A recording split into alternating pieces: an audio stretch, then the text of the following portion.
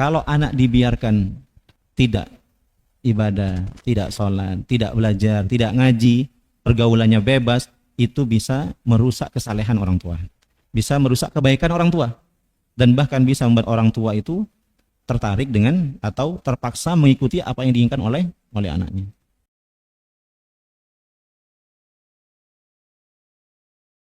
Nikmat yang paling kita syukuri, yang paling kita jaga adalah nikmat iman dan Islam, serta nikmat kesehatan,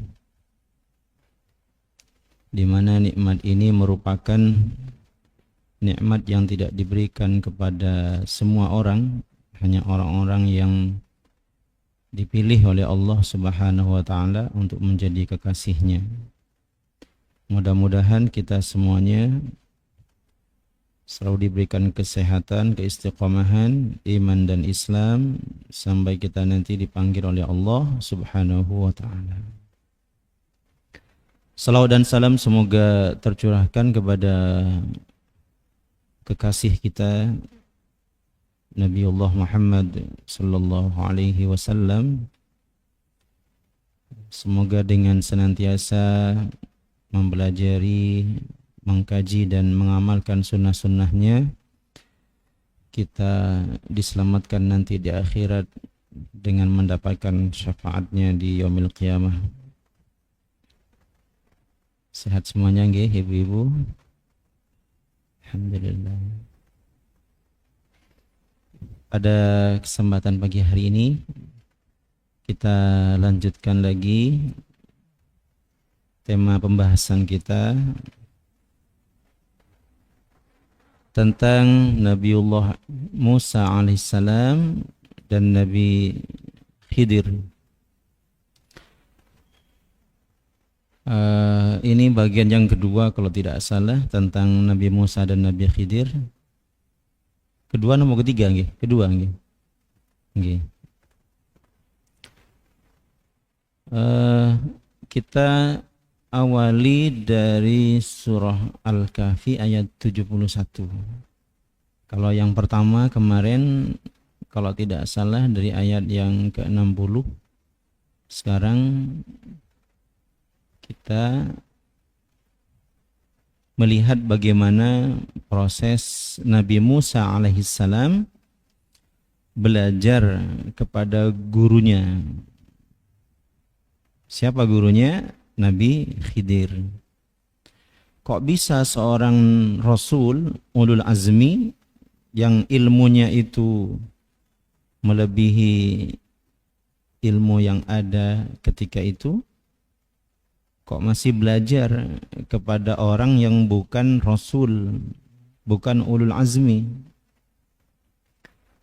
Nah, ini mengajarkan kepada kita semua bahwa setinggi apapun ilmu yang kita miliki, masih ada orang yang lebih alim daripada kita, masih ada orang yang lebih tinggi ilmunya dibanding kita.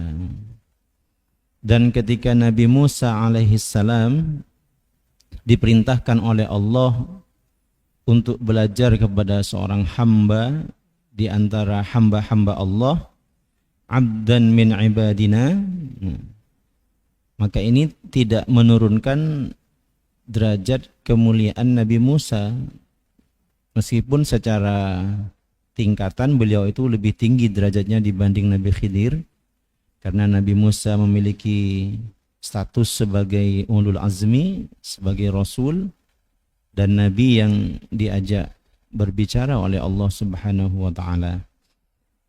Dengan tingginya ilmu yang dimiliki oleh Nabi Musa, Allah masih menyuruh Nabi Musa untuk belajar kepada salah seorang dari hamba Allah. Nah, dalam Al-Quran Allah itu tidak menyebutkan Nabi Khidir itu namanya, tapi kalau Nabi Musa disebut nama. Nabi Khidir tidak disebut nama oleh Allah, tapi disebutkan gelarnya. Apa gelarnya? Hamba di antara hamba-hambaku, kata Allah. Kalau diterjemahkan dalam bahasa Arab, hamba itu abdun. Kalau hamba Allah berarti Abdullah.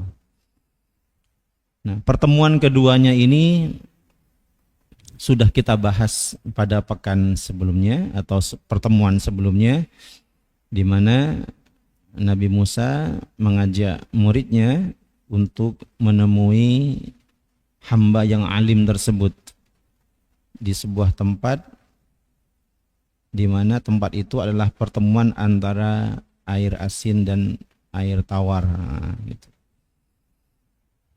Kemudian Nabi Musa mengajukan permohonan kepada Nabi Khidir untuk bisa diterima sebagai muridnya untuk belajar. Belajarnya tidak di kelas, belajarnya tidak di laboratorium kimia, fisika, bahasa dan seterusnya. Belajarnya di mana? Belajarnya di jalan. Belajarnya sambil bepergian, sambil safar. Nah, safarnya di mana di antaranya? Nah, ini ayat 71 ini. Allah Subhanahu wa taala berfirman, a'udzubillahi minasyaitonir rajim. Fantalaqa. Kemudian berjalanlah keduanya, Nabi Musa dan Nabi Khidir. Hatta idza rakiba fis safinati kharaqaha. Ketika keduanya menaiki perahu, kemudian dia melubanginya.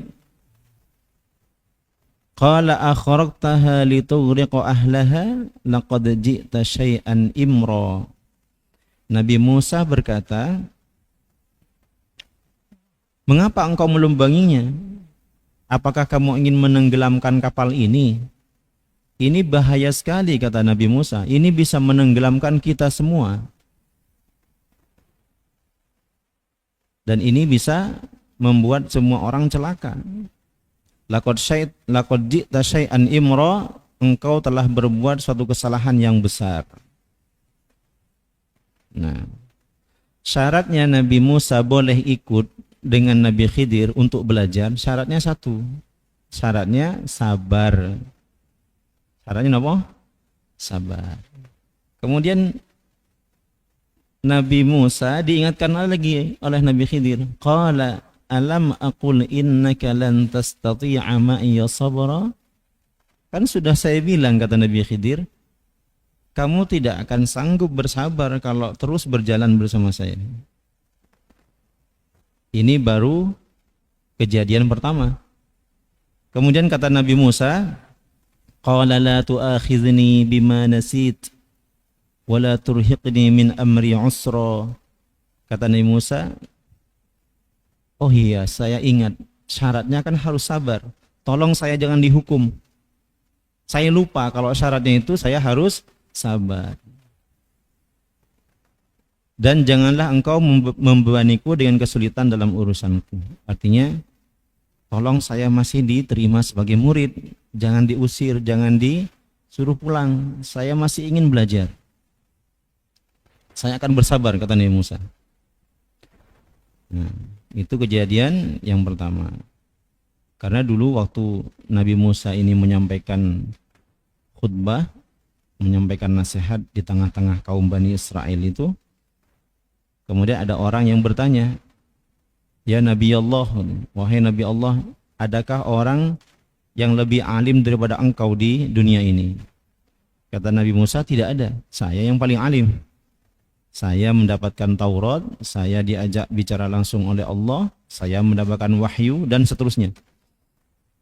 Kemudian kalimat yang disampaikan Nabi Musa atas pertanyaan muridnya itu kemudian dijawab oleh Allah Subhanahu wa taala.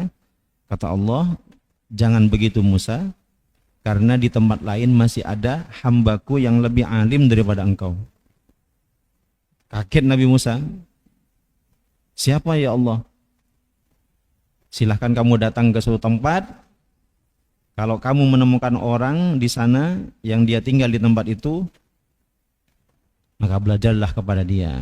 Dia itu adalah orang yang aku beri ilmu lebih tinggi daripada engkau." Kemudian, "Fantalaqa," setelah naik kapal turun, hatta idza laqiya ghulaman faqatalahu. Kemudian berjalanlah keduanya hingga ketika berjumpa dengan seorang anak, faqatalahu, dia membunuhnya. Jadi dalam tafsir itu disebutkan Nabi Khidir itu melihat anak yang sedang main itu dipegang kepalanya kemudian dipelintir. Kira-kira kalau dipelintir kepalanya, kalau patah tulangnya kira-kira hidup namanya, meninggal. Nabi Musa kaget luar biasa. Tadi kapal dilubangi, sekarang anak dibunuh. Qala aqatalta nafsan zakiyatan bighairi nafsin. Kata Nabi Musa, mengapa engkau membunuh jiwa yang bersih bukan karena dia membunuh orang lain? Artinya hukuman orang itu dibunuh karena dia membunuh orang lain. Sedangkan anak ini tidak membunuh orang lain, kenapa dia dibunuh? Laqad ji'ta syai'an nukra, sungguh engkau ini benar-benar telah melakukan sesuatu yang sangat mungkar. Ini tidak bisa diterima oleh akal sehat. Ini adalah kejahatan yang besar.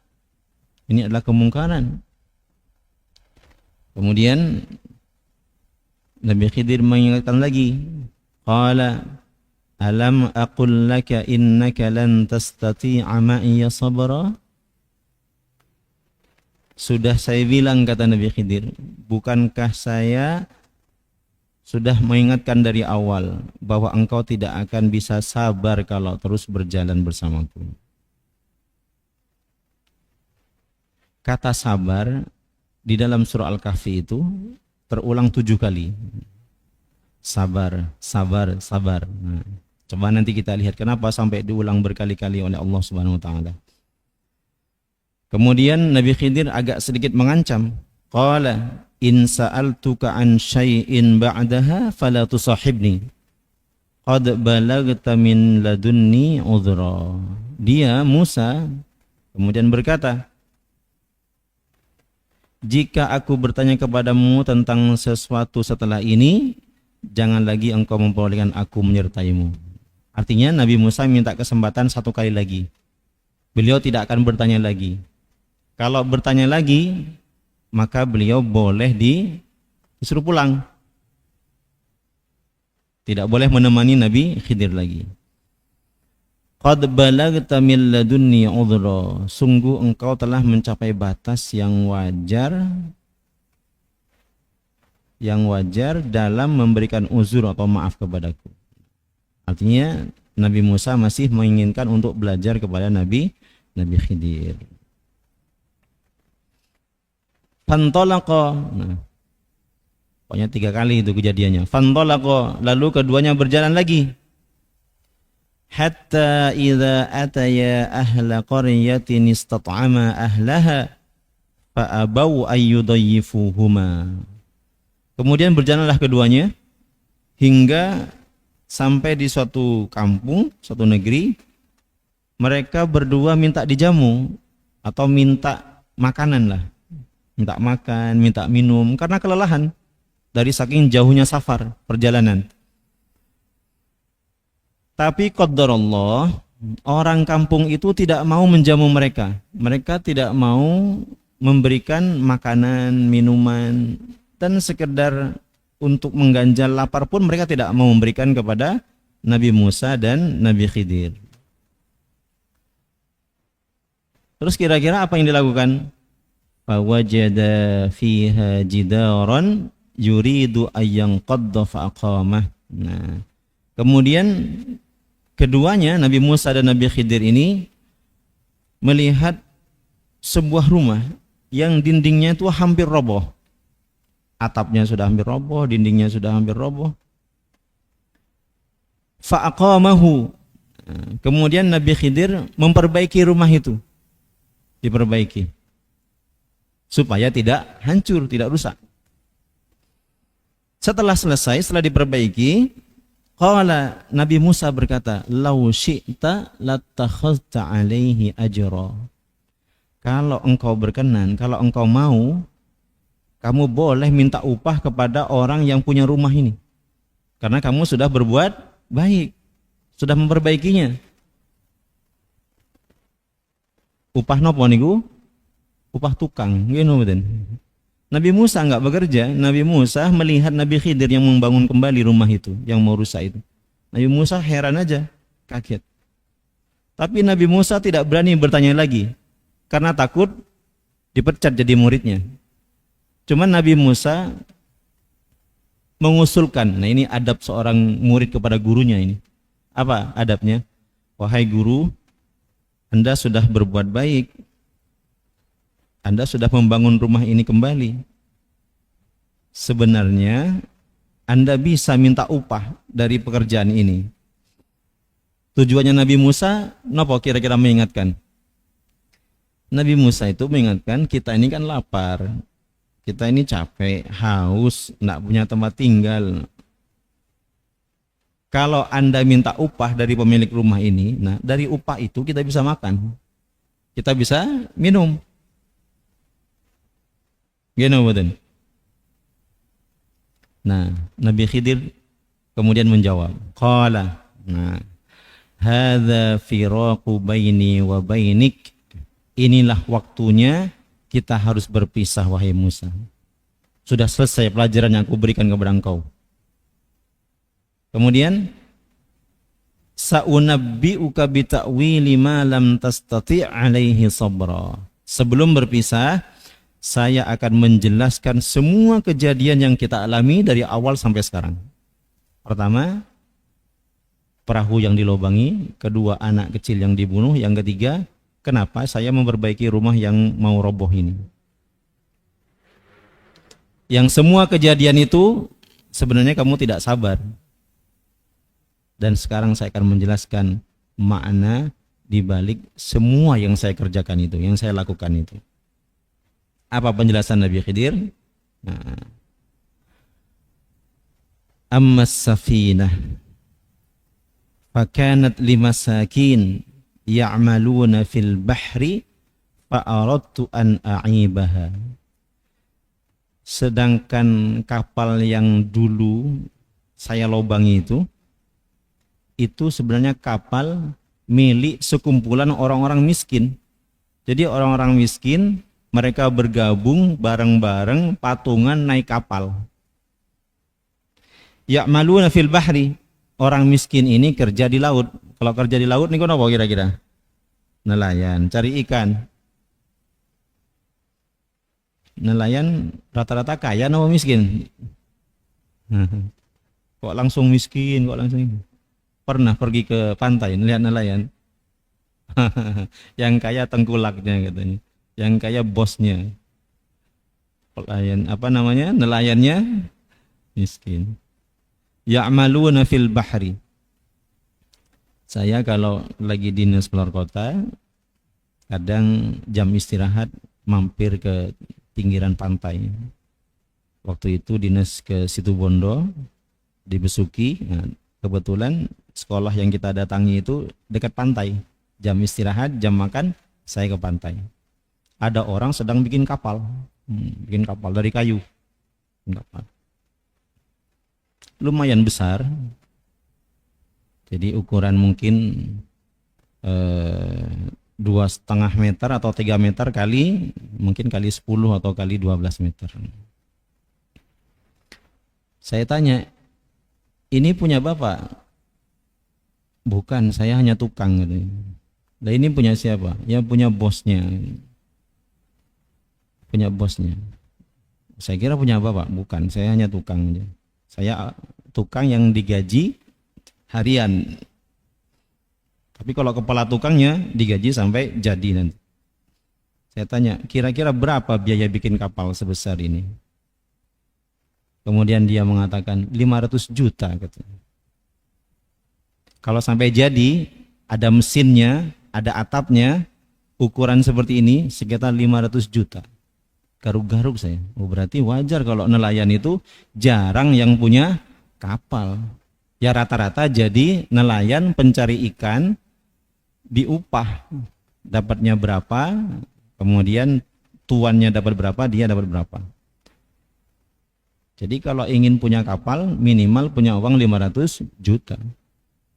Kalau ukuran segitu. Kalau lebih kecil, ya lebih murah, sekitar 200 juta. Kira-kira kalau 200 juta, dapat dari mana nelayan niku ibu-ibu? Biasanya di pinggiran pantai niku banyak bank-bank percil yang berdiri ini. Gini mungkin. Bank pemerintah, bank swasta, bank gelimbung, bank macam-macam. Yang menawarkan pinjaman. Masya Allah. Bahkan di sana ada pom bensin, pom BBM, mirip seperti kita di tengah kota ini, tapi rata-rata jual solar dan seterusnya. Nah, kembali ke Nabi Khidir. Artinya mereka itu bekerja yang kaya bosnya. Saya tanya, bosnya punya berapa kapal?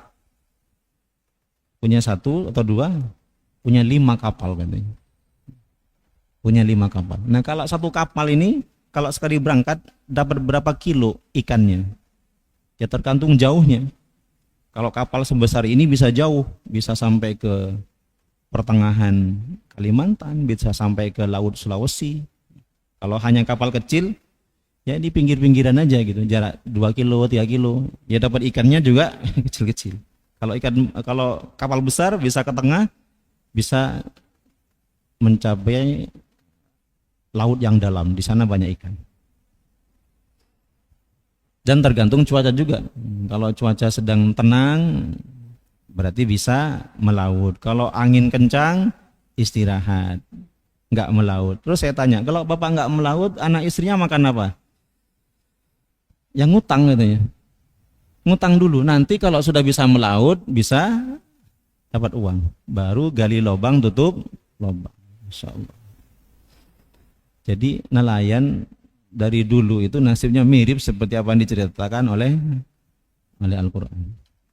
Kata Allah, kata Nabi Khidir yang Allah ceritakan dalam Al-Quran, kapal ini dinaiki oleh orang-orang miskin, dan yang punya juga orang miskin, ngambil upah dari mereka yang mau naik kapal ini. Mereka bekerja di laut cari ikan. Fa'aradtu an a'ibaha, saya ingin merusak, melobangi kapal itu supaya kelihatan tidak bagus, supaya ada cacatnya. Kenapa kok saya melakukan demikian? Karena di tempat tujuan kita di sana, di seberang lautan, di pantai yang akan kita tuju itu, ada seorang penguasa, seorang raja yang sangat zalim. Zalimnya gimana? Kalau ada kapal yang bagus, itu akan dirampas. Kapalnya dirampas, isinya dirampas. Karena dalam persepsinya, kalau kapal itu bagus, berarti kapalnya mahal. Dan isi atau barang yang dibawa juga sesuatu yang mahal. Maka saya lobangi kapal itu supaya nanti kalau sampai di tujuan, penguasa yang zalim itu akan memalingkan muka. Kapal jelek, cari aja kapal yang lebih bagus. Apalagi orangnya di dalam orang-orang miskin. Wa kana wara'ahum malikun ya'khudhu kulla safinatin ghasba. Semua kapal yang bagus dirampas oleh raja yang zalim itu. Nah, karena kalau saya lobangi, tidak akan dirampas kapal jelek. Paham Nabi Musa. Nah, kira-kira yang tahu kejadian apa yang akan terjadi itu siapa kira-kira? Allah. Bukan manusia. Manusia dibuka sedikit tabirnya oleh Allah, diberikan sedikit pengetahuan. Itu namanya ilmu ladunni namanya. Sedikit diberikan pengetahuan oleh Allah Subhanahu wa taala. Bukan tahu semua hal, tapi dalam hal ini Allah memberikan pemahaman yang tidak diberikan kepada Nabi Musa. Nah. Wa ammal gulam, adapun anak kecil yang saya pelintir itu, fakana abawahu mu'minaini, orang tuanya baik, mukmin, beriman kepada Allah. Fa khasyina ayyurhiqahuma tughyana wa kufra, dan kami khawatir kalau dia akan memaksa orang tuanya nanti akan menjadi orang yang durhaka dan kufur kepada Allah Subhanahu wa taala. Kata para ulama, dari ayat ini kita bisa mengambil dua kesimpulan. Yang pertama, amal solehnya orang tua itu sangat membekas kepada keturunannya. Kalau orang tuanya itu rajin berbuat soleh, beramal soleh, berbuat kebaikan, biasanya akan membekas kepada anak-anaknya. Sebaliknya, kalau anak dibiarkan tidak ibadah, tidak sholat, tidak belajar, tidak ngaji, pergaulannya bebas, itu bisa merusak kesalehan orang tua. Bisa merusak kebaikan orang tua. Dan bahkan bisa membuat orang tua itu tertarik dengan atau terpaksa mengikuti apa yang diinginkan oleh anaknya. Saya pernah ada teman menceritakan anak itu tidak mau ngaji, tidak mau sekolah kalau tidak dibelikan motor. Padahal orang tuanya tidak mampu. Akhirnya terpaksa sedikit sawahnya dijual untuk beli motor. Sebagian sawahnya dijual untuk beli motor. Setelah dibeli motor, anaknya sekolah tapi malas-malesan. Kenapa? Karena ternyata motor yang dibelikan motor second. Kemampuan orang tua. Teman-temannya di sekolah motornya baru semua dan keluaran yang paling mutakhir, paling anyar. Sedangkan dia motornya second. Alasannya, saya nggak mau sekolah lagi, motor saya ternyata motor second, motor bekas. Pengen motor seperti punya teman-teman, yang kalau ditarik suaranya bikin orang yang tidur langsung bangun gitu ya. Motor nopo niku kira-kira? Motor balap lah pokoknya. Yang suaranya membuat bayi yang baru tidur langsung menjerit. Nah, gitu. Akhirnya orang tuanya Masya Allah dijual lagi sebagian sawahnya untuk mengikuti keinginan orang tuanya, mengikuti keinginan anaknya. Terus begitu. Akhirnya orang tuanya nggak punya apa-apa. Anaknya juga nggak jadi apa-apa. Subhanallah. Ini maka dalam Al-Quran itu diingatkan, ya ayyuhalladzina amanu innama amwalukum wa auladukum fitnah. Bisa jadi harta kalian, anak kalian itu menjadi ujian buat kalian. Nah, itu. Kemudian fa'aradna ayyubdilahuma rabbuhuma khairan minhu zakatan wa aqraba ruhma. Maka kami menghendaki bahwa Tuhan mereka nantinya itu akan mengganti dengan anak yang baik, anak yang lebih sayang kepada kedua orang tuanya. Itu tujuannya. Nah, seperti yang saya sampaikan tadi, ilmu tentang masa depan tidak ada orang yang tahu kecuali orang yang diberitakan oleh Allah Subhanahu wa taala terhadap hamba yang dipilihnya. Seperti para nabi dan rasul dan juga para aulia, orang-orang yang dekat dengan Allah Subhanahu wa taala. Yang ketiga, wa ammal jidar fakana li ghulamaini yatimaini fil Madinah wa kana tahtahu kanzun lahuma wa kana abuhuma salihah.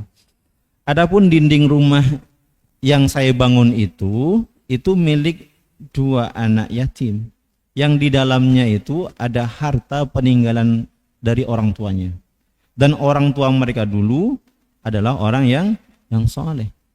Maka saya ingin mengamankan harta itu untuk mereka. Fa'arada rabbuka ayyablugha ashuddahuma wa yastakhrija kanzahuma rahmatan min rabbik. Maka Tuhanmu menghendaki agar keduanya nanti kalau sudah dewasa bisa mengambil hartanya itu kembali. Itu sebagai rahmat dan kasih sayang dari Tuhanmu. Wa ma fa'altuhu an amri. Nah, ini yang menjadi garis bawah ini. Yang harus digarisbawahi adalah aku tidak melakukan semua itu berdasarkan kemauanku sendiri.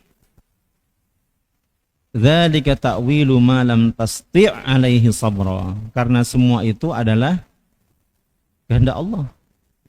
Aku tidak melakukan atas kemampuanku sendiri, itu adalah Allah yang mengaturnya. Itulah makna sesuatu yang engkau tidak mampu bersabar terhadapnya.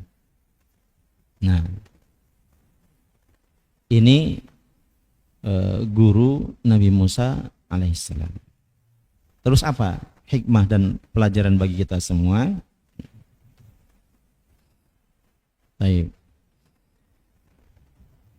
Yang pertama, ibu-ibu sekalian,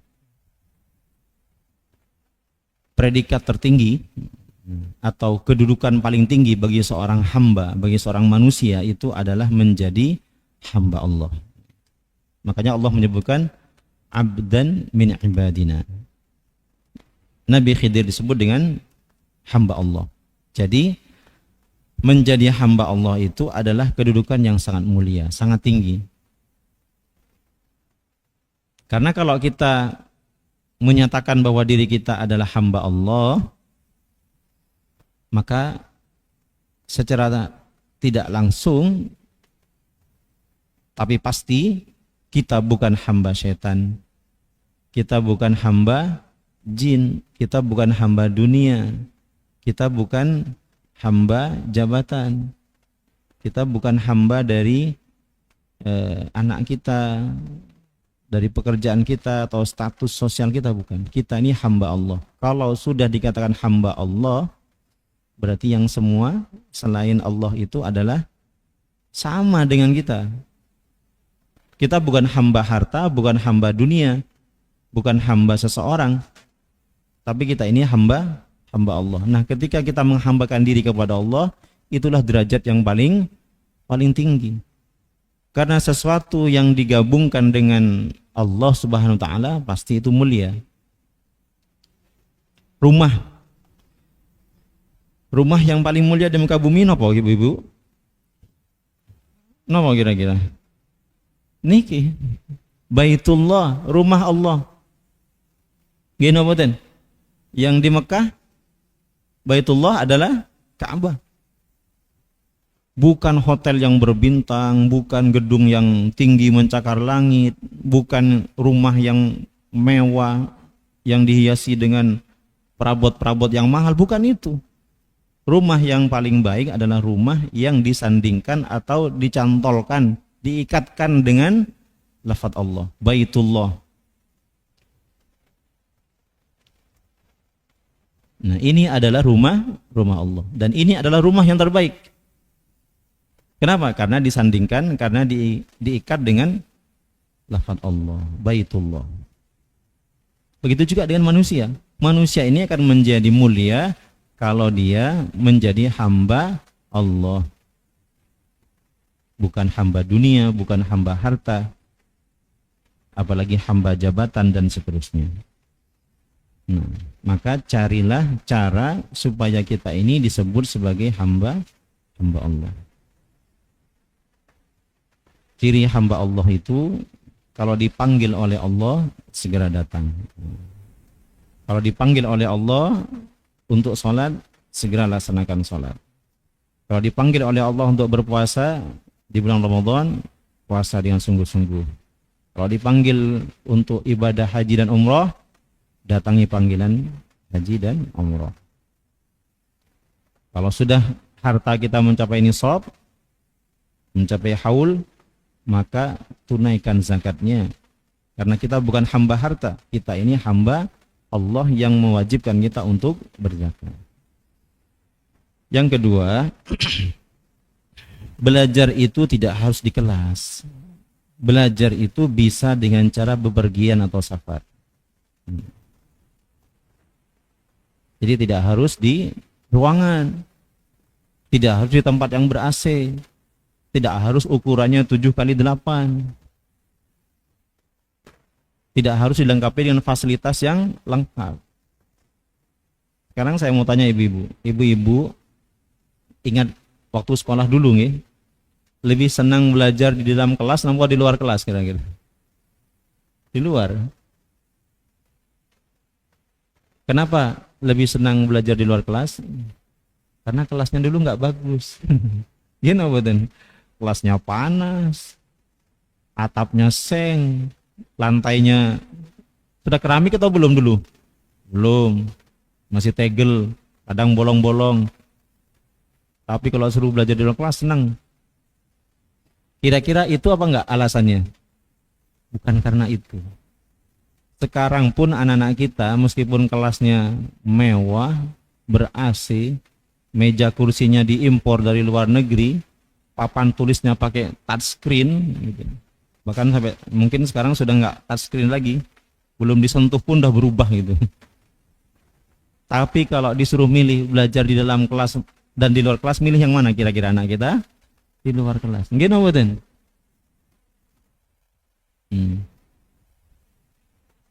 Metode belajar klasikal di dalam kelas itu metode belakangan. Metode abad ke-20 yang diperkenalkan oleh para penjajah dari Eropa. Gini betul. Kemudian kita mengikutinya. Siapa yang ngajari pertama dulu? Kalau di Indonesia, ya para penjajah, ya Belanda, ya Inggris, ya Jepang dan seterusnya. Tapi kalau dahulu orang-orang Islam belajar itu bisa di rumah, bisa di surau, bisa di masjid, bisa di ladang, di sawah, di tengah padang pasir, di tengah padang rumput, bahkan di pondok nopo niku, pondok yang tengah sawah ini nopo, kan bukan pesantren, di gubuk gitu.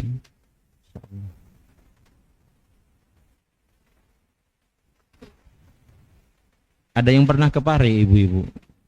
Di Pare, Kediri itu ada nama kampung yang sangat terkenal, namanya Kampung Inggris. Kampung Inggris.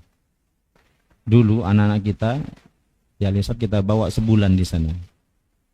Kemudian beberapa pekan yang lalu, beberapa hari yang lalu saya juga ke sana. Sekarang Kampung Inggris itu sudah berkembang lagi. Ada namanya Kampung Arab. Ada Kampung Arab. Dari saking banyaknya tempat belajar, ada yang menyediakan belajar bahasa Inggris, bahasa Arab. Bahkan ada lagi tempat belajar bahasa Mandarin.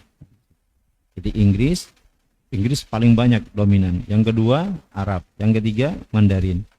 Yang keempat Korea. Jadi ibarat Grendeng ini kan kampung. Grendeng niki napa? Kelurahan nggih. Napa?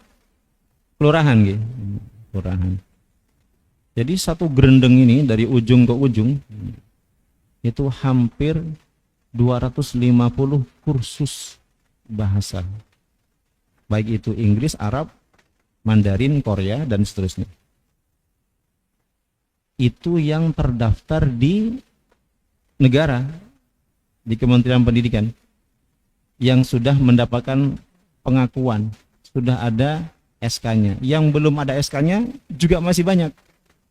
Maka disebut dengan Kampung Inggris, Kampung Arab. Nah, Kampung Arab juga sekarang sedang mengejar. Jadi banyak sekali anak-anak yang belajar bahasa Arab di situ, dari anak kecil, remaja, orang tua, bahkan ibu-ibu seperti jenengan belajar bahasa Arab. Nah, jadi belajar itu tidak harus di kelas. Di mana itu? Ya di gubuk, di tengah sawah, kadang berlima, berenam, kadang di bawah pohon, kadang di teras rumah, kadang di warung dan seterusnya. Seandainya semua kursusan itu harus punya gedung yang bagus, kayaknya nggak akan jadi yang namanya Kampung Inggris atau Kampung Arab. Kenapa? Ya karena besar biayanya. Tapi kalau belajar itu bisa di teras rumah, bisa di bawah pohon, bisa di pondok kayu dan seterusnya, maka semua orang bisa belajar. Maka di tempat kita ini juga alhamdulillah kita tidak perlu menyediakan ruangan yang khusus untuk mengaji. Nah, masjid ini juga sudah sangat cukup sebagai tempat belajar. Yang ketiga, apa nih kok? Nah, langsung aja semua. Ilmu itu tidak berlaku untuk usia tertentu. Siapa saja dianjurkan untuk belajar. Seperti ibu-ibu nih kan? Jadi ilmu itu, wah ini untuk anak-anak kelas SD, SMP, SMA, kuliah dan seterusnya. Enggak, ilmu itu tidak dibatasi oleh usia.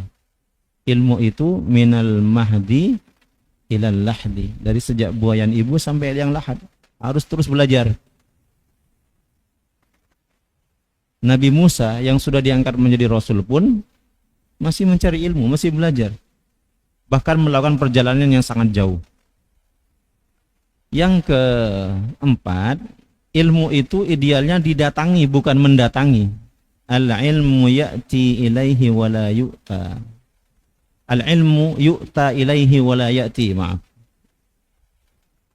Ilmu itu didatangi, bukan mendatangi. Nah, sekarang saya mau tanya, ibu-ibu niki mendatangi ilmu nompo didatangi ilmu? Nah, mendatangi ilmu. Nabi Musa datang kepada Nabi Khidir untuk belajar. Itu yang namanya al-ilmu yu'ta ilaihi. Kalau ingin dapat ilmu, datang ke tempat ilmu itu. Wala ya'ti, dan bukan ilmu yang datang kepada kita. Ini kalau seandainya satu-satu di rumah dan ustadznya yang mendatangi ke rumah masing-masing, kira-kira 1 jam cukup nobotan waktunya.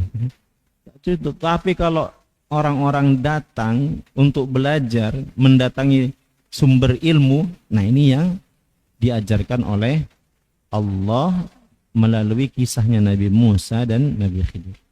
Nah, disitulah keberkahannya itu. Di rumah juga bisa Ustaz, lewat YouTube gitu. Sambil tiduran juga bisa. Kalau di masjid malah nggak bisa tiduran gitu. Sambil masak juga bisa. Cuman tidak dapat keutamaannya. Al-ilmu yu'ta ilaihi wala yati. Maka anak-anak kita juga diajarkan punya usaha untuk belajar. Mendatangi orang yang berilmu. Jadi supaya apa? Supaya ada perjuangannya, ada kesabarannya, ada sesuatu yang dia lakukan untuk mendapatkan sesuatu yang berharga.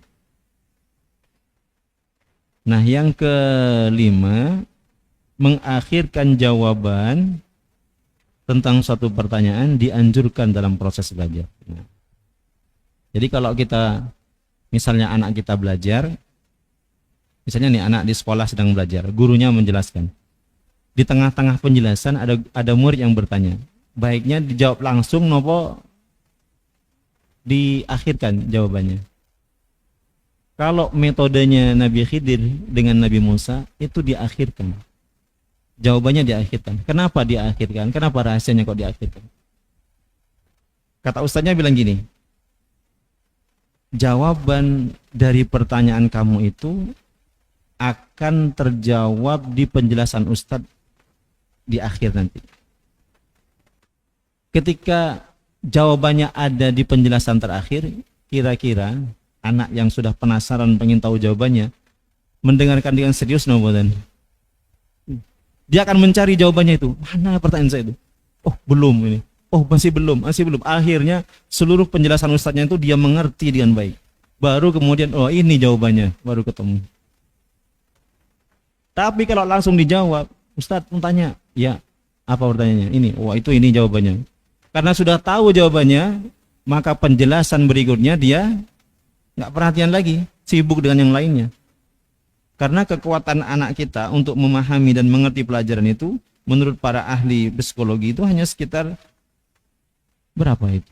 7-15 menit. Konsentrasi anak kita itu 7-15 menit. Sisanya itu sudah bertabrakan di otaknya itu. Ada main bolanya, ada main futsalnya, ada ke kantinnya, ada main HP dan seterusnya. Udah sibuk tuh. Apalagi kalau anak sambil pegang HP belajarnya. Ustadznya bicara apa, dia pegang HP kan gitu. Betul. Maka metode yang diajarkan oleh Nabi Musa dan Nabi Khidir ini, pertanyaan itu sebaiknya diakhirkan supaya anak itu mengikuti prosesnya dari awal. Mendengarkan semua penjelasan itu. Di antara penjelasan itu, dia akan berusaha mencari jawabannya. Gurunya nggak usah menjelaskan, ini jawaban dari pertanyaan kamu, nggak usah. Dia yang akan mencari jawabannya itu. Kalau anak yang perhatian. Tapi kalau misalnya perhatiannya sudah mulai buyar, dia sudah berusaha mendengarkan dari awal, baru kita menjelaskan. Sudah dapat jawabannya dari Ustadz? Belum Ustadz, ini jawabannya. Dari semua penjelasan yang tadi sudah disampaikan. Kadang anak kita itu ada yang paham dari penjelasan secara umum, ada yang tidak paham. Memang tingkatan beda-beda. Ya, akhirnya. Karena anak kalau sudah punya pertanyaan dan dia penasaran jawabannya apa, dia akan menunggu itu. Dia akan menunggu dan mencari jawabannya. Kemudian Nabi Khidir itu tadi langsung menjelaskan nggak kepada Nabi Musa itu? Kenapa kamu melobangi kapal ini? Oh, saya melobanginya karena ini, nggak langsung. Kenapa kamu bunuh anak ini? Nah, saya membunuhnya karena ini, enggak. Kenapa kamu bangun rumah yang rusak ini? Nah, saya membangunnya karena ini, enggak. Di akhir dijelaskannya itu. Kemudian, cuman kalau pertanyaan darurat, jangan dijawab di akhir. Misalnya, ada orang keracunan, nanya kepada kita, ini untuk membuat racunnya itu tawar supaya dia selamat, gimana caranya? Tunggu beberapa saat lagi, mati duluan ya. Kalau kita tahu, kasih air kelapa, kasih minum kelapa, karena urusannya dengan nyawa. Kemudian yang berikutnya, Nabi atau kalau di zaman sekarang adalah orang alim, itu perlu jeda sejenak. Perlu jeda. Perlu jedanya itu maksudnya gimana? Gimana? Tidak mengajar dulu. Terus ngapain? Belajar lagi untuk menambah ilmu. Untuk menambah ilmu. Karena ilmu itu harus diperbaharui. Harus direfresh. Yang sudah dia ketahui itu sangat besar kemungkinannya lupa. Gini betul. Sangat besar kemungkinan lupa. Namanya manusia. Ibu-ibu ini saya yakin dari majelis ini pulang, kira-kira yang diingat dari kajian ini berapa persen kira-kira? 50% ada? Ada kalau buka HP lagi kan gitu ya. Jadi orang alim sekalipun itu harus ada jedanya untuk rehat sejenak, untuk istirahat. Nah, istirahatnya dengan cara apa? Mengaji lagi, mendengarkan lagi, baca lagi, menyendiri sebentar, begitu. Nabi Musa rehat sebentar, meninggalkan kaumnya untuk belajar.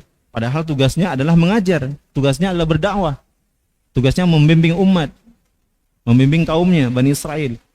Tapi beliau istirahat sejenak untuk belajar kepada orang yang lebih alim.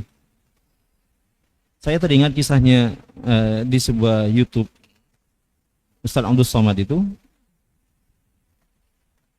Beliau dalam sepekan di rumahnya hanya 3 hari. Dan itu sudah kontrak dengan istrinya. Saya di rumah hanya hari Selasa, Rabu, Kamis katanya. Jumat, Sabtu, Ahad, Senin saya di luar. Di luarnya di mana? Wallahu alam gitu. Bisa di Sumatera, di Jawa, di Kalimantan, di Sulawesi, di Papua, bahkan bisa di luar negeri. Pokoknya di rumah hanya 3 hari. Tapi selama 3 hari itu betul-betul jadi suami yang ngangkat galon, masang gas, bantu ngepel, nyuci popok bayi dan seterusnya. Ya siap diomelin istri, suami, siapa lagi yang ngomelin kalau bukan istrinya kan gitu. Sudah harus siap. Tapi selama 4 hari itu beliau berdakwah keluar. Kemudian di sela-sela hari itu beliau menyisihkan waktunya beberapa hari untuk masuk ke hutan pedalaman, berdakwah kepada orang-orang di hutan pedalaman yang mereka belum kenal yang namanya internet, belum pernah buka YouTube, belum punya Instagram, belum punya Facebook dan seterusnya. Belum ada internet berarti belum ada semuanya kan? Nah, Kemudian di waktu yang lain, dalam setahun itu beliau mengambil waktu jeda beberapa pekan atau mungkin 1 bulan full kalau tidak salah, itu terbang lagi ke Mesir. Kadang terbang ke Mesir, kadang terbang ke Maroko, kadang terbang kemana gitu, ke Sudan atau kemana. Untuk apa? Mulazamah. Mulazamah ini kan apa? Belajar langsung kepada syekh, kepada guru-gurunya. Untuk apa? Untuk refresh, ngecas ulang kembali. Mendengarkan lagi. Jadi orang alim itu jangan seterusnya memberikan nasihat aja, ceramah saja, khutbah saja. Sewaktu-waktu atau sesekali dia harus rehat sejenak dan mendengarkan nasihat, mendengarkan pelajaran, pengajian. Supaya apa?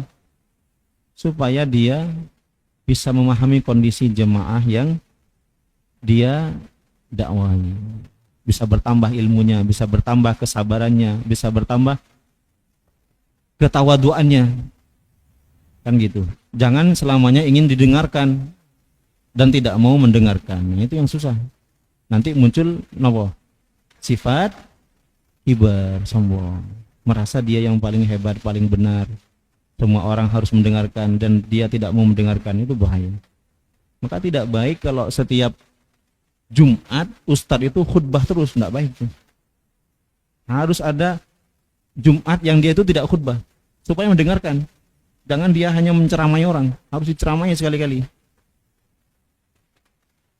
Masalahnya ada orang yang Jumatnya itu khutbah terus. Makanya kalau dia khutbah terus, kalau dia khutbahi nggak mau dia. Pengennya ceramah terus, kalau diceramahi nggak mau. Pengennya nasihati orang tapi nggak mau dinasihati. Nah ini orang sombong nanti. Ingat iblis nama buatan dalam Al-Quran. Iblis itu makhluk yang paling alim itu di surga itu. Makhluk yang paling alim awalnya. Tapi kenapa dia jadi hina? Karena dia tidak mau mendengar. Karena dia tidak mau mendengarkan nasihat, arahan. Dia hanya mau didengarkan. Akhirnya dia sombong. Makanya sekali-kali ini nasihat bukan untuk ibu-ibu. Nasihat untuk yang sedang bicara ini. Makanya saya bisa merasakan kalau jadi jamaah Jumat, kalau khutbahnya kelamaan, dongkol juga hati saya itu. Ya Allah, lama sekali khutbahnya ini. Itu sangat berpengaruh, sangat membekas ketika saya jadi khotib. Makanya kalau saya jadi khotib, saya sering minta jam itu di depan. Nah di masjid ini kan sudah dari awal memang disetting di depan. Bagus nih. Di masjid-masjid yang lain, beberapa masjid, saya usul kepada takmirnya kalau bisa taruh jam di depan. Karena khotib itu kalau melihat jam tangannya susah. Kan begitu. Tapi kalau lihat di depan, setiap gerakan itu dia akan ingat kalau dia kelamaan atau terlalu cepat. Makanya kalau saya khutbah, saya bertekad khutbah itu tidak lebih dari 15 menit. Itu saya itu. Karena saya merasakan betapa beratnya menjadi jamaah. Bukan berat jadi khotib, beratnya jadi jamaah. Gini betul. Belum makan siang, belum istirahat, belum nanti habis istirahat kerjaan masih numpuk, belum ngantar anak, belum disuruh belanja sama istri. Istri sudah WA nanti habis Jumatan titip pampers, titip. Makanya kata dalam kitab Kifayatul Akhyar itu dikatakan inna min qisaril khutbati ma'innatun min fiqhihi. Sesungguhnya pendeknya khutbah itu salah satu ciri kalau dia itu ahli dalam ilmu fikih. Kenapa? Ya karena mengerti kebutuhan jemaah itu. Ada khutbah yang sampai 40 menit itu. Batuk semua jemaahnya. Itu baru khutbah pertama, khutbah kedua ditambah lagi. Jadi orang alim itu perlu sejenak berhenti dari aktivitasnya, rutinitasnya untuk jeda. Jedanya itu apa? Belajar lagi, mendengarkan nasihat lagi, dan seterusnya. Kemudian yang berikutnya, Nabi Khidir itu punya dua sifat mulia. Yang pertama hamba Allah, yang kedua adalah rahmat sebelum ilmu. Jadi sebelum ilmu itu anak didik kita itu harus memiliki sifat rahmat. Rahmat ini kenapa? Kasih sayang kepada semua orang, supaya tidak merasa dirinya yang paling baik, paling benar. Karena Nabi Khidir mengatakan kepada Nabi Musa, wahai Musa, aku tahu ilmu yang tidak engkau ketahui, dan engkau mengetahui ilmu yang tidak aku ketahui. Nah, itu Nabi Khidir. Itu sudah disampaikan di awal. Artinya kita sedang berbagi pengetahuan. Kemudian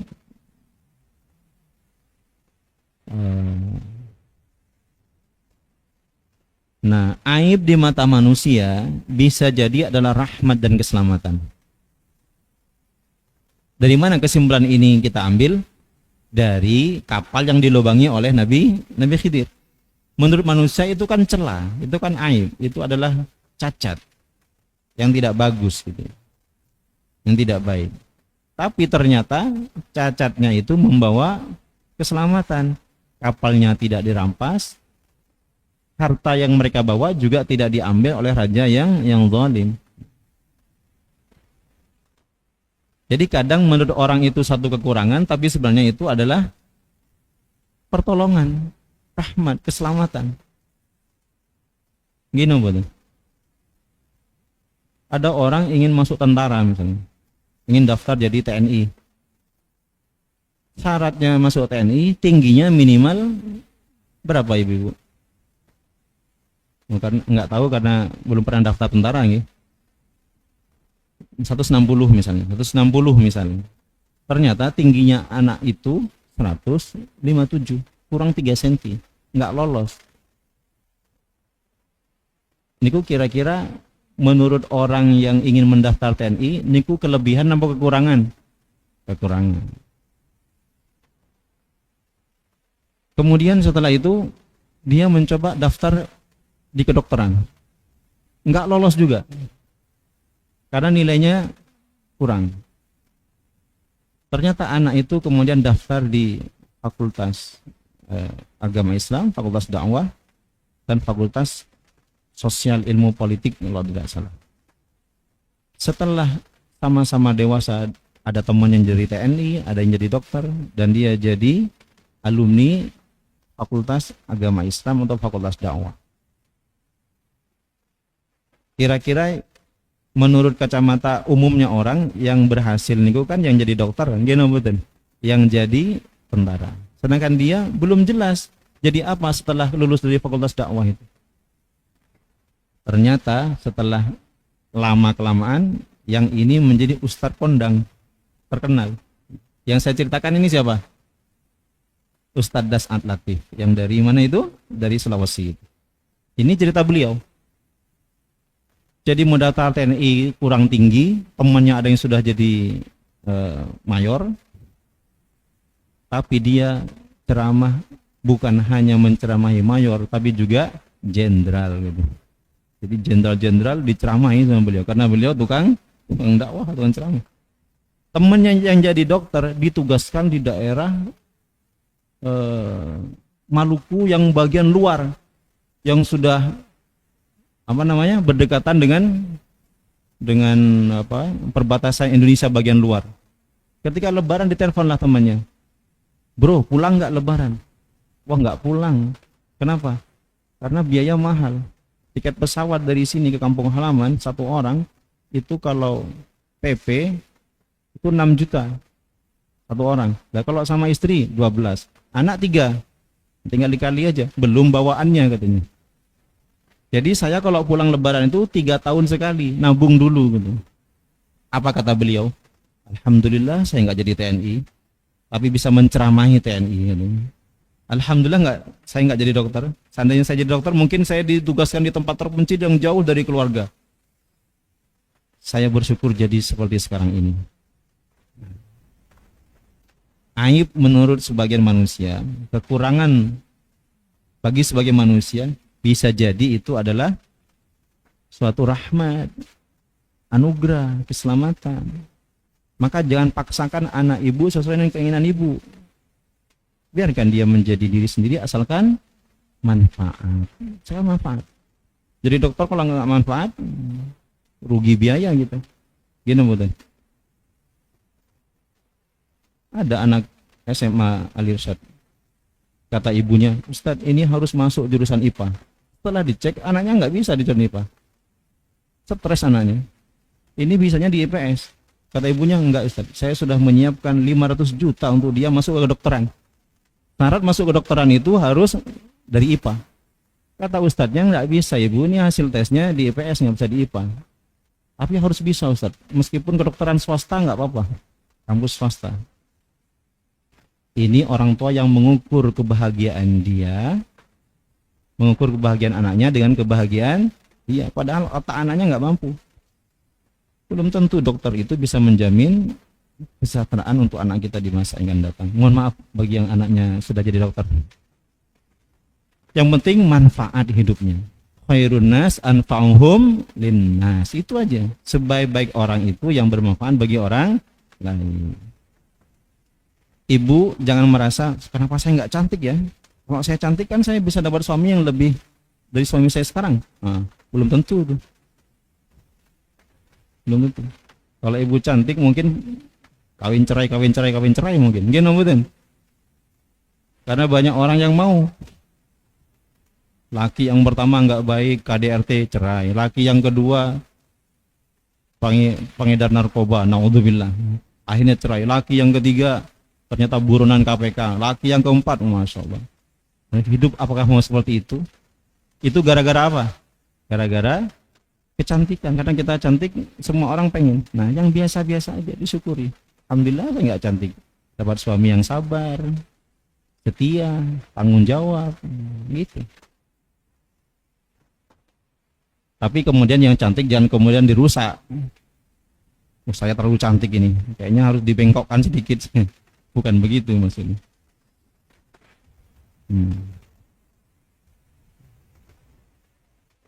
Yang punya rumah biasa jangan merasa kurang, karena dari rumah yang biasa itu maling nggak masuk ke rumah kita. Karena maling bilang kayaknya nggak ada apa-apanya di rumah ini. Tapi kalau rumahnya bagus mentereng, ditungguin maling setiap malam. Kapan orang ini keluar kota? Mobil yang terlalu bagus itu bikin kita jantungan apa tenang kira-kira? Jantungan, mau lewat mau belok aja takut keserempet orang. Apalagi kalau diparkir, ikut pengajian, kira-kira pikiran kita apa kira-kira? Ya Allah, lecet nggak ya? Ketabrak, keserempet apa ya? Aman nggak ya? Alarm bunyi nggak ya? Jadi yang punya mobil tidak terlalu bagus, syukur ya. Bisa jadi itu adalah rahmat. Tenang kita. Sandalnya bagus-bagus nombotan nih. Takut hilang nanti keluar. Tapi insya Allah aman di sini. CCTV ada, petugas semua siaga. Boleh meminta kepada manusia dalam kondisi mendesak. Nah, yang minta-minta siapa ini? Nabi Khidir sampai Nabi Musa. Minta apa? Minta makan, minta minum, minta dijamu. Tapi orang nggak mau ngasih. Itu kata para ulama, dalam kondisi mendesak boleh kita minta kepada orang. Tapi kalau dalam kondisi normal, muliakan tangan kita hanya menghadap ke atas, minta kepada Allah. Jangan suka meminta-minta, jadi hina kita. Tapi dalam kondisi tertentu boleh, bukan harus, tapi boleh. Kemudian mana ini kok bahasa Arab? Nah, dalam kaidah fikih juga dikatakan oleh para ulama, kalau ada orang yang berbuat kebaikan kepada seseorang, dia boleh minta upah meskipun tidak disuruh. Meskipun tidak disuruh. Apa kira-kira contohnya? Misalnya kita sedang parkir mobil atau parkir motor. Ada mobil yang di atasnya itu ada dompetnya. Mungkin orangnya sedang buru-buru, dompet taruh di atas, kemudian dia langsung pergi. Apa yang kita lakukan? Kita nungguin di situ, lama kita nungguin. Kenapa kita nungguin? Supaya kita mengamankan dompet itu. Ketika orangnya datang, kemudian bawa kunci mobil, dipencet, benar ternyata mobil dia, ditanya, apakah ini mobil ibu? Iya, mobil saya. Kenapa Anda duduk di sini? Kenapa Anda bersandar di mobil saya? Mobil saya ini kan mahal. Ini kalau lecet asuransinya mahal. Saya nyender di mobil ini supaya tidak ada yang ngambil dompet ini karena ibu ketinggalan tadi. Mungkin ibu buru-buru. Seandainya kita minta upah, itu boleh. Kenapa? Karena kita sudah berbuat baik. Tapi kalau tidak minta upah, itu lebih baik. Karena yang mengganti nanti Allah Subhanahu wa ta'ala. Misalnya di jalan ini kotor, kita nyapu, kita bersihin gitu. Setelah kita bersihin, kita ketok setiap rumah. Assalamualaikum, boleh minta upahnya? Saya ikhlasnya. Kenapa? Saya sudah membersihkan depan rumah Anda. Itu boleh. Ada kebun kotor di halaman orang, kita bersihkan, kita rapikan, kemudian boleh minta upah? Boleh. Yang sering bawa mobil di lampu merah di kota-kota besar, ada anak-anak muda pegang kemucing membersihkan kaca kita. Sebenarnya itu bukan kotor, tapi cara mereka meminta-minta. Karena membersihkan mobil bisa cukup dengan satu pencet saja kan. Nah, itu mereka yang menyalahgunakan pengertian dari meminta upah. Karena meminta upah yang sebenarnya itu yang melakukan kebaikan untuk kita meskipun tidak kita suruh. Itu boleh. Cuman baiknya harus izin dulu. Kenapa? Karena menurut kita ini kotor, kebunnya banyak tanamannya, ternyata emang ditanam. Itu bahaya itu. Harus mengganti bukan minta upah. Man ta'allama ta'allam walladzi la yasbir la yata'allam. Nah, kalau mau belajar harus juga mau bersabar. Man ta'allam, siapa yang ingin belajar, ta'allam, dia akan merasakan, harus mau merasakan sakit, merasakan susah. Karena tidak ada yang namanya belajar itu mudah. Belajar apapun itu pasti susah, pasti sakit. Sakit maksudnya apa? Harus bangun pagi, harus membaca, harus mencatat, menulis, menghafal, ujian. Niku susah napa mudah kira-kira? Susah. Tapi bagi orang yang belajar ya harus terima risiko itu. Man ta'allam ta'allam. Nah, saya sekarang ingin mencoba makhrajnya ibu-ibu nih. Ini bedanya ain dan alif. Bedanya jauh sekali. Coba bareng-bareng nggih. Man ta'allam. Man ta'allam. Nah, ain ini kan, berikutnya hamzah. Ta'allam. Ta'allam. Sekarang disambung. Man ta'allam ta'allam. Nah, man ta'allam ta'allam. Nah, itu diingat-ingat di rumah dan jadikan zikir harian. Man ta'allam ta'allam. Siapa yang ingin belajar, dia harus bersabar. Bersabar yang kesulitan-kesulitan. Karena kalau nggak sabar, tidak akan mendapatkan ilmu. Seperti ibu ini kan sabar nih dari tadi. Gimana betul? Dari pagi kan duduk ini. Kan sebagian saya lihat sudah mulai kram. Sudah mulai kram, tapi sabar ditahan, Masya Allah. Ada yang sudah ngantuk ditahan. Nah itu namanya man ta'allam ta'allam. Siapa yang pengen dapat ilmu, dia harus bersabar. Sedikit lagi. Nabi Musa menegur kemungkaran yang terlihat di depannya. Nah, jadi kalau lihat kemungkaran, jangan diam. Seperti Nabi Musa itu. Ini nggak boleh nih. Masa kapal dilobangi? Ini nggak boleh nih. Kenapa anak kecil dibunuh? Nah, itu begitu kalau lihat kemungkaran tuh. Harus bereaksi. Jangan diam. Itu yang diajarkan oleh Nabi Musa itu. Meskipun sebenarnya nanti ada penjelasannya. Tapi kalau melihat kemungkaran, kita harus menegurnya terlebih dahulu. Jangan diam. Man ra'a minkum mungkaran falyughayyirhu biyadihi. Siapa yang melihat kemungkaran, rubahlah dengan tangannya. Fa illam yastati' fa bilisani. Kalau tidak mampu dengan lisannya. Faman lam yastati fa biqalbih. Kalau tidak bisa dengan lisan, dengan hati. Pokoknya lihat kemungkaran, tegur terlebih dahulu. Kira-kira niki mudah napa sulit kira-kira? Sulit cuma. Sulit. Subhanallah, saya dulu pernah niki rahasia nih, tapi di video. Di GOR pernah ada acara apa gitu saya lupa. Kemudian saya melihat anak laki perempuan itu duduk di motor di gelap-gelapan gitu. Kemudian saya tanya, ini adiknya atau bukan? Ini saudaranya bukan? Bukan gitu. Ya kalau bukan kenapa berduaan di sini? Ini kan tempat gelap. Ini saya sedang latihan. Latihan apa? Latihan mengungkapkan sesuatu yang mungkar. Kira-kira bagaimana tanggapan orang yang saya sampaikan itu? Ini latihan.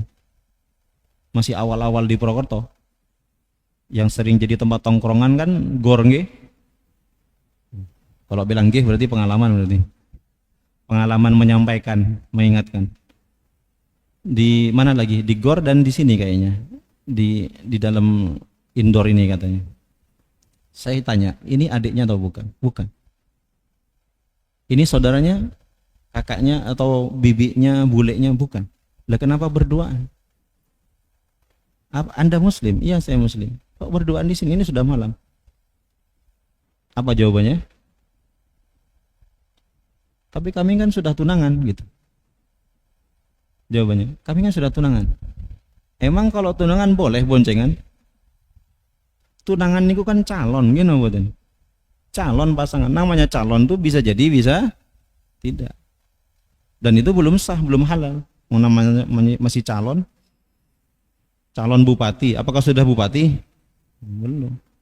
Banyak calon bupati yang nggak jadi bupati. Dari 4 calon yang jadi 1. Saya bilang pulanglah. Nggak baik berduaan. Kalau mau berduaan, lamar dulu, minta ke orang tuanya nikah. Saya kan masih kuliah katanya. Ya enggak apa-apa kalau pengen nikah, daripada berduaan di tempat yang gelap kayak gini. Karena kalau sudah halal pasti nggak mau di tempat yang gelap berduaan. Gini betul. Ngapain ngasih makan apa? Ngasih makan nyamuk kan gitu. Akhirnya yang menang yang mana kira-kira? Saya atau dia kira-kira? Yang menang mereka. Maksudnya menang apa? Mereka tidak beranjak dari tempatnya. Saya yang kalah, saya yang pergi akhirnya. Luar biasa. Ini nyoba. Saya pengen nyoba kesabaran, pengen nyoba kira-kira siapa yang menang.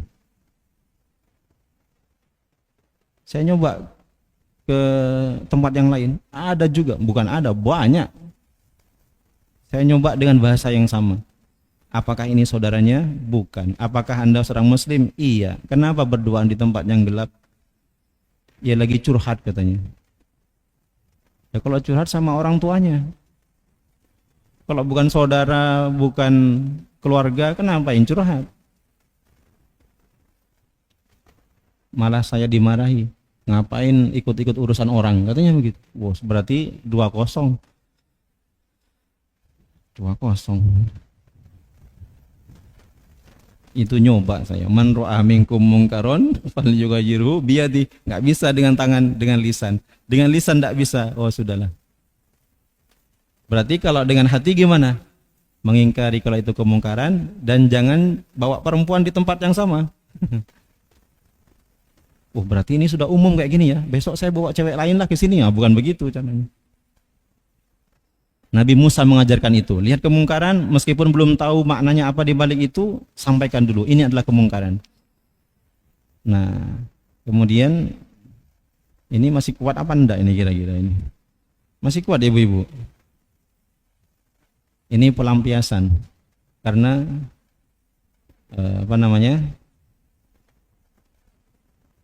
pelampiasan dari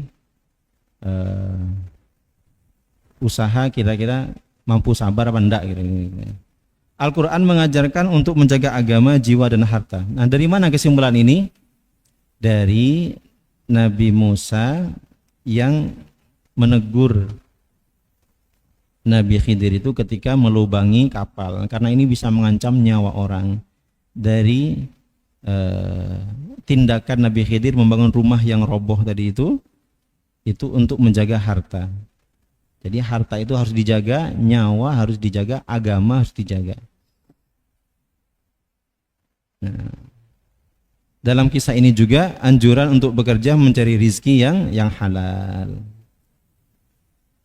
Rizki yang halal diantaranya jadi nelayan, jadi petani, jadi nopo malih, jadi pedagang, jadi pegawai. Nah, mereka bekerja meskipun di laut, yang penting halal. Nah, setiap masa itu selalu ada guru dan murid. Ada kaya dan miskin, ada penguasa yang baik, ada penguasa yang zalim, ada musafir, ada yang mukim, dan seterusnya. Jadi nggak usah kaget. Ada negara kaya, ada negara miskin. Ada orang kaya, ada orang miskin. Ada penguasa yang baik, ada penguasa yang tidak baik. Nah, itu dunia berputar. Terus ada seperti itu. Tinggal kita menyikapi yang benar. Kapan kita harus menjadi orang baik, ketika kita miskin, ketika kita kaya, ketika kita berkuasa, ketika jadi rakyat biasa, dan semuanya yang penting membawa kebaikan untuk kehidupan kita. Saya kira itu yang bisa kita bahas pada kesempatan pagi hari ini. Mudah-mudahan ada manfaatnya. Terima kasih atas segala perhatian dan kesabarannya. Mohon maaf kalau ada yang kurang. Wallahu a'lam bishawab. Saya akhiri. Wassalamualaikum warahmatullahi wabarakatuh.